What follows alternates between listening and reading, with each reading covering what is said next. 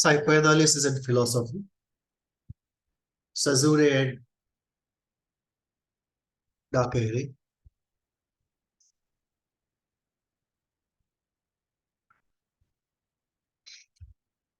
Both these words are difficult to pronounce.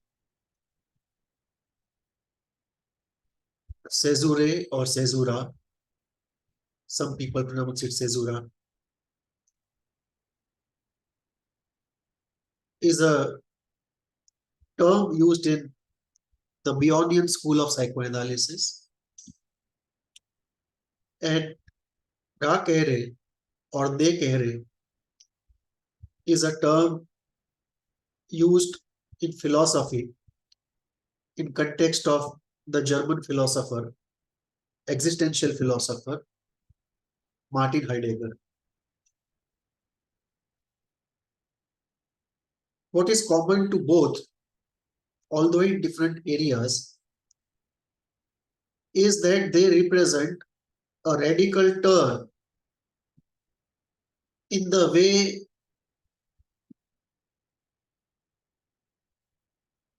thinking was done.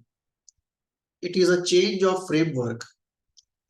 So we talk about beyond, and we talk about early beyond and the late beyond, and the two are separated by a gulf, what we call the break, the discontinuity called the Caesura or the Caesura.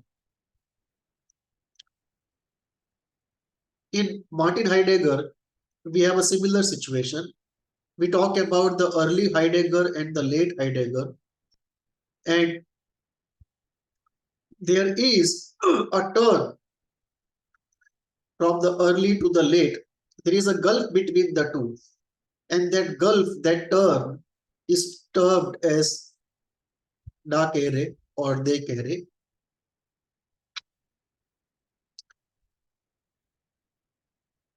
When we get into psychoanalysis and philosophy, it's very important to see parallels between the two. And these two are not only isolated incidents. There are many incidents of a turn happening midway in the life of a deep thinker. And that separates the early and the late work of the same thinker. And the early work and the late work are radically different from each other.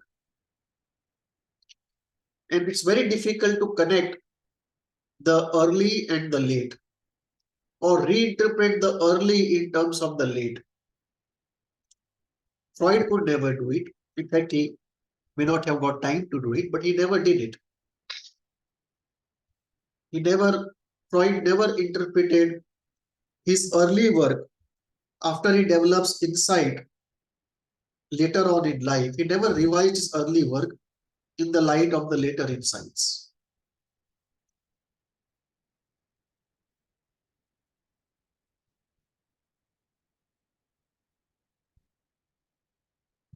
We will today go into these parallels and see if we can understand if there is something deeper between Caesura and Da Kehre, and if Wilfred Bion and Heidegger are entering into a problem which has some commonality, and there may be a way out if we undertake a paradigmatic change. So we explore this aspect today.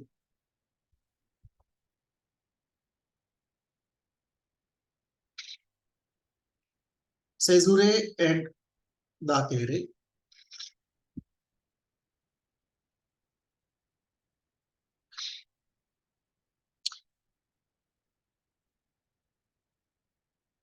Wilfred Bion was among the leading psychoanalysts of the last century, Heidegger among the leading philosophers. And midway in the life of both these thinkers in different areas but connected areas, a radical turn happens in their approach. midway in their inner journey. In case of Wilfred Bion, we call it Caesura or Caesure. Heidegger, we call it the Kehre. A similar turn also happened in Freud, which is not appreciated as much as we appreciate the turn in Bion and Heidegger. But in case of Freud, we had an equally radical turn when Freud moved from the pleasure principle and the structural model to beyond the pleasure principle and the model of the life and the death instincts. The whole idea of death instinct and beyond the pleasure principle was a radical turn in Freud, not appreciated as such as a radical turn which it ought to be. It is as radical a turn we find in Bion, a late Bion or late Heidegger. So we definitely have an early Freud and late Freud. The early Freud of the structural model and the pleasure principle, and the late Freud of beyond the pleasure principle, civilization and its discontents, and of life and death instincts, especially life and death instinct, and even between them, especially the radical idea of the death instinct.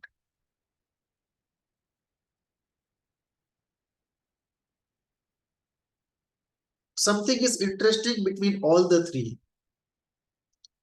All the three created outstanding models and after some time found them to be inadequate. And they could not extend their existing models. No matter how hard they may try, they could not extend their models, and a radical turn became a necessity. And this radical turn in all the three cases was so radical that actually it involves a paradigmatic change. And this creates early and late Bion, early and late Heidegger, early and late Freud, and similarly, we have a similar situation in Lacan, early and late Lacan. So we have a radical turn in Lacan also. So Caesure is not limited to Bion. It is equally applicable to Heidegger, Freud, and Lacan. One important aspect of this radical turn is the late work appears more mystical and the early work appears more traditional and intellectual. And this is a very interesting aspect to explore. How is it that somebody so dedicated to the intellectual and the empirical suddenly finds the mystical so overwhelming, so compelling, that he leaves aside the safety of the empirical and embraces the mystical?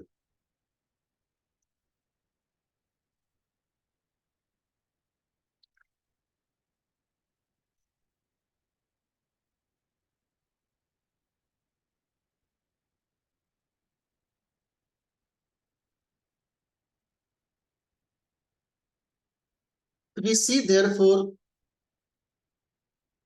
the Caesure and the Kehre in Freud, in Heidegger, in Bion, also in Lacan.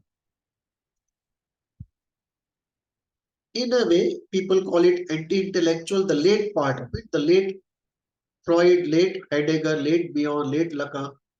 Some people call them this movement, anti-intellectual movement.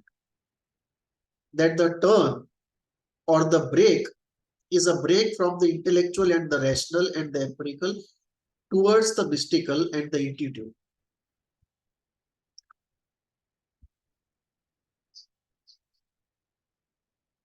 What is important to note that these turns came after great deliberations, great contemplation, great struggle, because what they were encountering could not be embraced, could not be elaborated without radical revisions.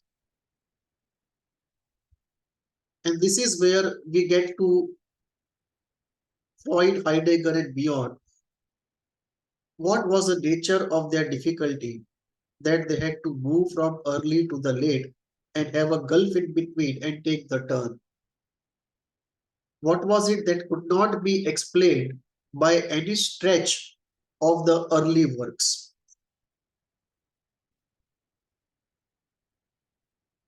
What they were encountering were different things.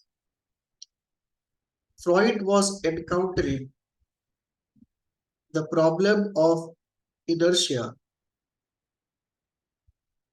the problem of the joy of suffering, the problem of destruction and self-destruction.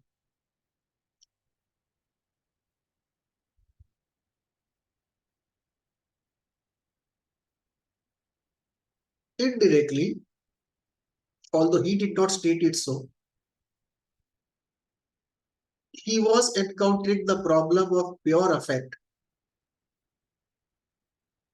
both positive and negative.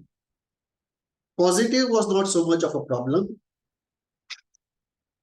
but the negative pure affect was a problem.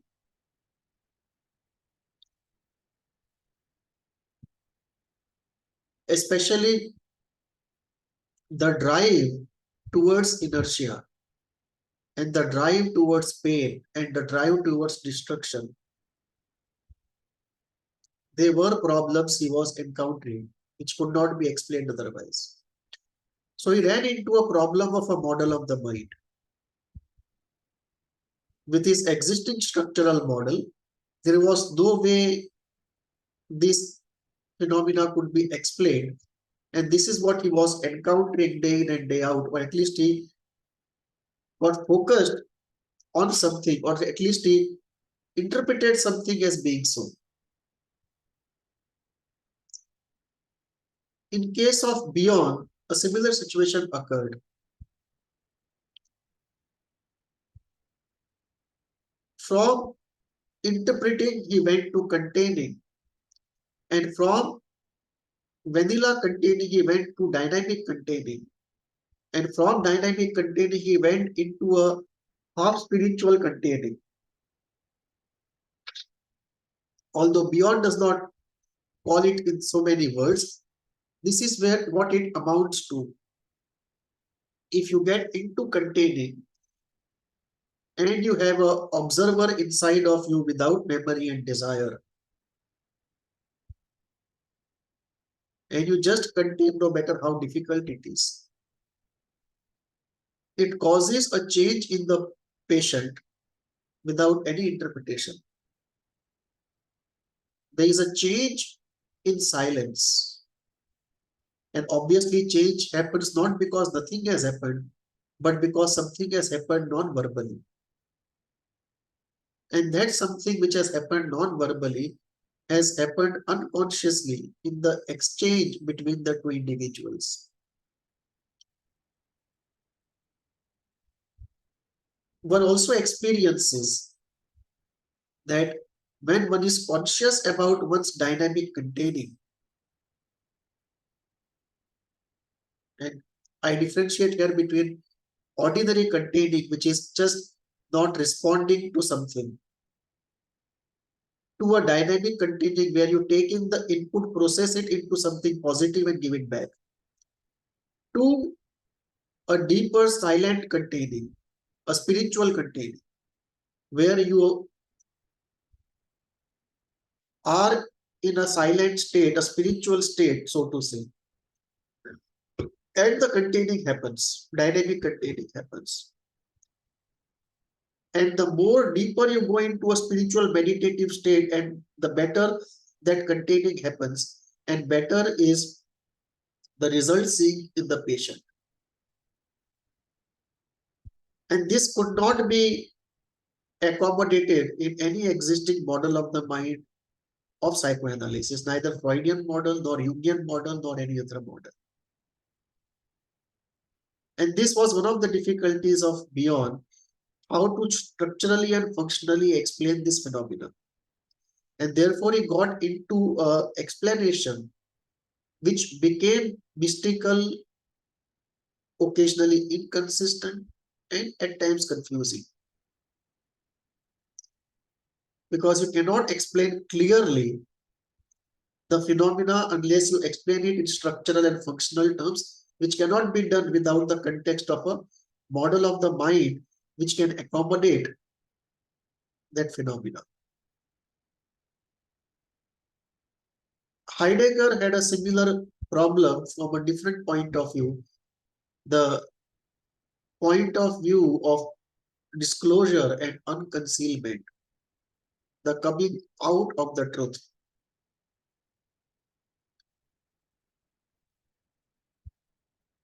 The expression of the being.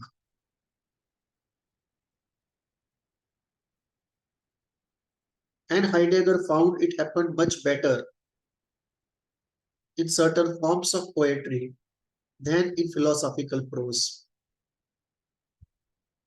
Poetry, and not the philosophy of prose, did more justice to that emergence of truth, that encounter of truth. And because Heidegger himself never had or never worked with a model of the mind, there was no way this movement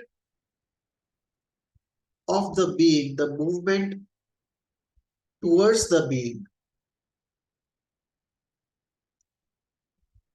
or a clear demarcation between becoming and being could be made. Because Heidegger's being is a being in time, it is not pure being. And without putting it a pure being and a being in time and the shades of everything in between, many of the disclosures and the unconcealments cannot be explained. So here again, we are up against a model of the mind and a model of reality.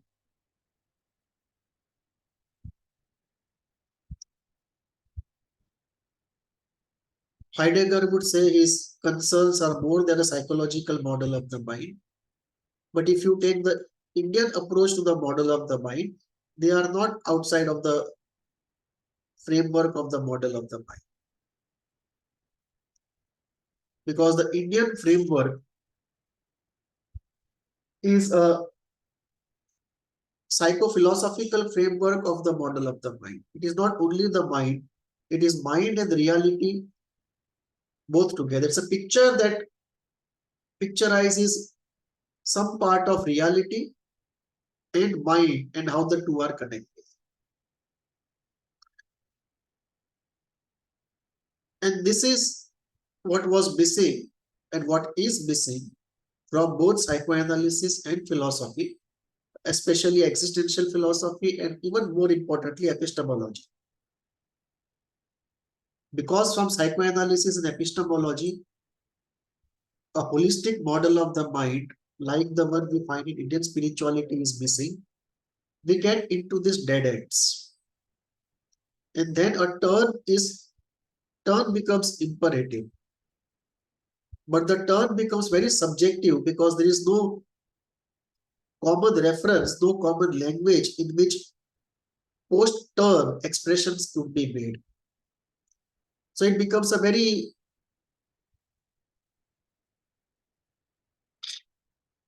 disjointed creation. A private language emerges, so to say. And in that private language, even if there are confluences with someone else, they are articulated so differently that we are not really able, or at least say it's not easy to have a synthesis, a convergence, and create a holistic model which can be developed sustainably over a period of time. And this creates a paradigm crisis. And without a revision of the paradigm, a new model of the mind, model of the reality, and the two put together cannot be created. So if we have to find a way out, what would be the way out? The way out would be a integrating framework that integrates mind, the psychoanalytic part of the mind, or the psychoanalytic approach to the mind, epistemological part of philosophy,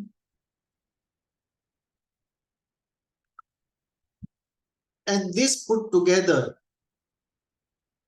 connected to reality, and the three put together create a model of the mind which can explain both the individual mind and the individual flow of life as well as human history.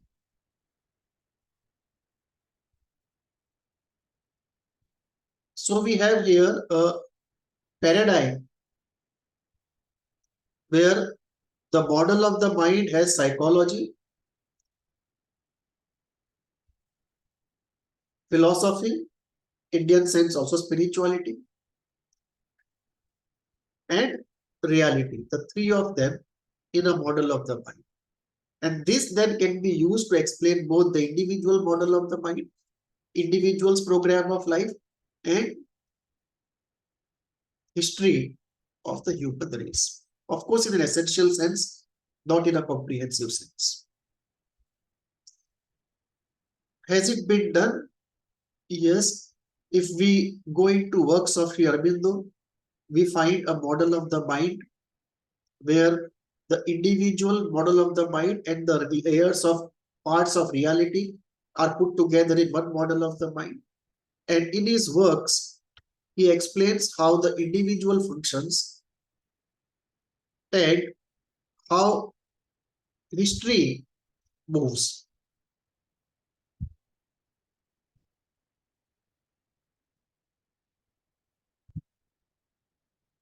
To add to this model, I have put in specifics from the Freudian and the Jungian model, added a few variables, phenomena of my own, and created the HEAT model of the mind. HEAT is an acronym that stands for Holistic Elemental Analysis and Therapy. And in the context of it, not only we are able to explain certain phenomena not easy to explain in traditional models, but also bring in epistemology to the center of psychoanalysis, which is something very dear to BEHAVIOUR. In the context of it, we can also talk about the home of O. I deviated in between. I was talking about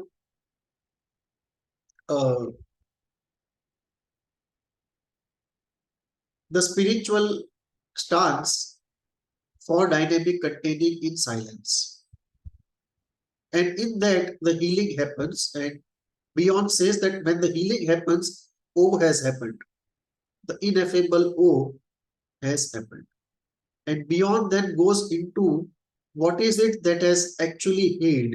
So he says, let me call it O. O which cannot be known directly, but whose effects could be felt in terms of lasting healing, which allows termination of therapy. The difficulty is O cannot be elaborated in terms of specifics. O cannot be structurally conceptualized or studied. O cannot be conceptualized or studied in terms of functions and operations.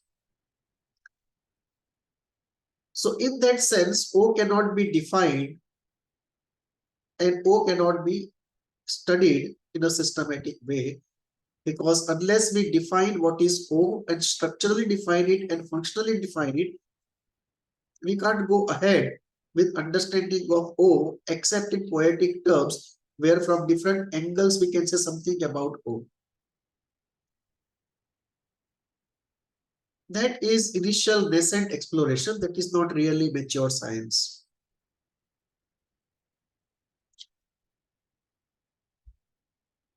In the context of heat model of the mind, we can define structurally and functionally O, and also locate O in terms of the model of the mind.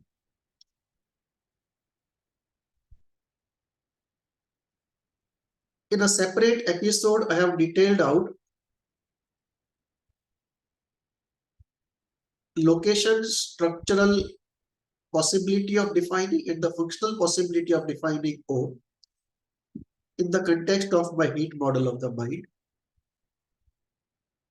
Title of that episode is Home of O. Where do you locate O? Where is the home of O? And how do you understand structurally and functionally O? You can understand it in terms of a model of the mind where you know these are the elementals that constitute and function in that model of the mind. And in that context, O happens. O is located. If O is a structural entity, it is constituted. Or if it is functional, it happens.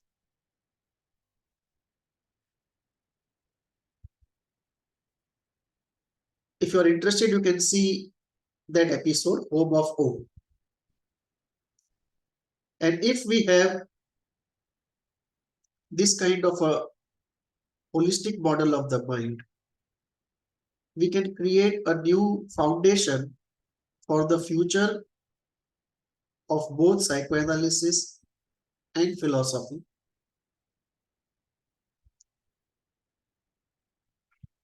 And understand the radical turns, the necessity for them, the rich harvest after the turn, not to be discarded as mysticism, but to appreciate the great value it has.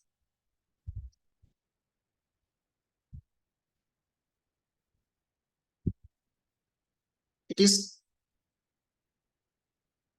advent of a new paradigm which has to be synthesized with the old to create a comprehensive paradigm for explaining all that is found and doing more what we cannot do at present.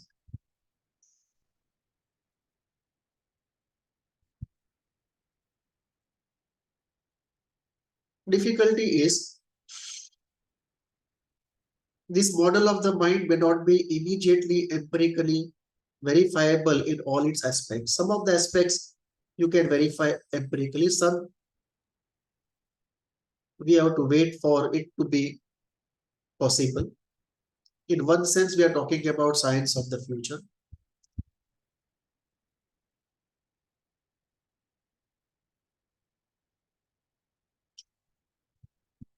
One way to go ahead is have this model of the mind and use it in two ways, in a holistic way and in an empirical way. And when you do empirical use, remove those parts which get into intuition or faith or philosophy. So you can have a comprehensive model, modular, remove those parts when you want a strict empirical model, put in those parts when you are fine with a psychophilosophical model. And this will help us to refine it and develop it, create a strong foundation for future disputes. Thank you.